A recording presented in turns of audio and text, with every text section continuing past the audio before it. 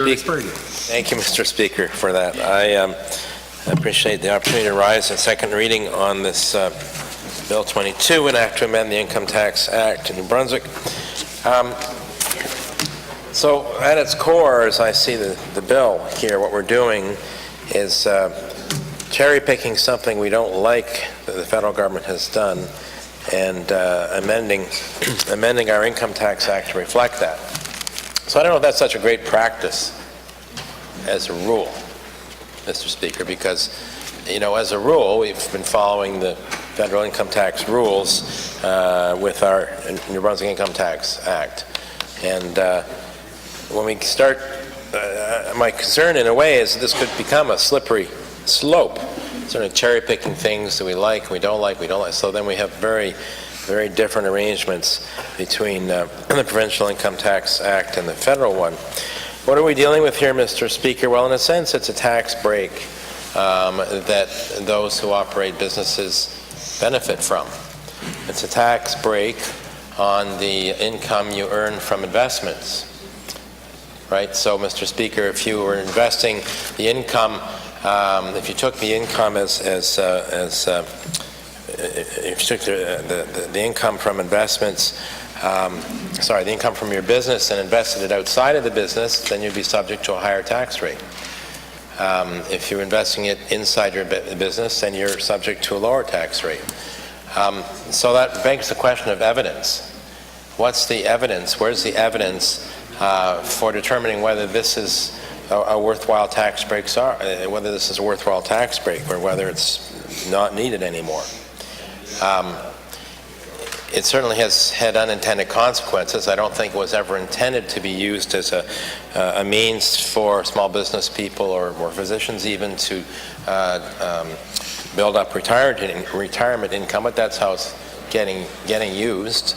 And so we have to be very cautious about that. People have, over time, built up retirement income as a result of this opportunity by investing revenue from their businesses into whatever, and the so-called passive income coming out of that is being taxed at a lower tax rate inside the business. And so some are using that as a way of generating retirement income for the future, and that's retirement savings for the future, and that's not what this was originally intended to do. It's why, Mr. Speaker, I have hammered away relentlessly on this issue of needing to have the tax expenditures released in conjunction with the budget so that we can look at tax expenditures as well and have an ability to debate whether existing tax expenditures are still doing the job they were intended to do, if that's clear, or not. And if they weren't doing the job they were intended to do, is that having the desired effect, or are there unintended consequences? So it does raise the need, once again, for a broad inquiry into the fairness of taxation and effectiveness of taxation in New Brunswick. And I think that would clear the air considerably if we did that. Because a lot of things are said, Mr. Speaker, about the impacts of, you know, maintaining the ability to shelter this passive, they call passive income from the regular tax rate. Maybe it's true or maybe it's not. But where's the evidence? That's the question. I imagine the original intent here, Mr. Speaker, was that by ensuring a much lower tax rate on investments made inside the business, the intent was that money would then be reinvested in the business. So one can see the point of that. If it's being used for other purposes, then there is that question of fairness. So someone who is not operating a small business then is taking their income and investing and getting taxed at a higher rate. So it does, in my mind, argue for an inquiry, actually, into the fairness of our overall taxation system. So, Mr. Speaker, we know that this is somewhere in the $10 to $12 million range area that revenues would be foregone by the provincial government by doing this.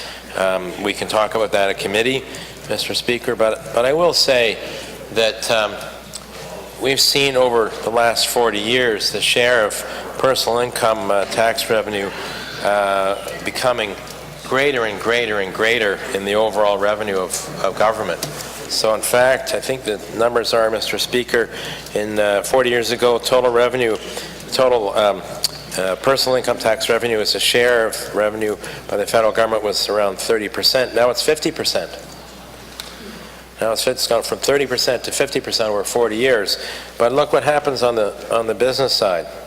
The share of corporate tax has dropped in terms of the revenues received by the government federally, from 20% to less than 14%. So in a sense, perhaps there are bigger fish to fry here, is what I'm saying, Mr. Speaker. We have heard various members talk about the need for tax reform, looking at some kind of investigation, inquiry into the fairness of taxation. And I think it's time that we actually make that decision and launch such an inquiry. That will be good for New Brunswick, will be good for New Brunswickers, will provide us with actual evidence upon which we can make decisions, rather than matters of faith. Because when it comes to taxation, we shouldn't be relying on matters of faith, Mr. Speaker. That's more in the realm of spirituality and religion. We should be dealing with evidence. And such an inquiry would provide that evidence for us to make good decisions to serve the common good of this province and overall protect and empower the citizens in New Brunswick. So that said, Mr. Speaker, I look forward to a detailed look at this in committee and the opportunity to question the minister on it. Thank you very much, Mr. Speaker.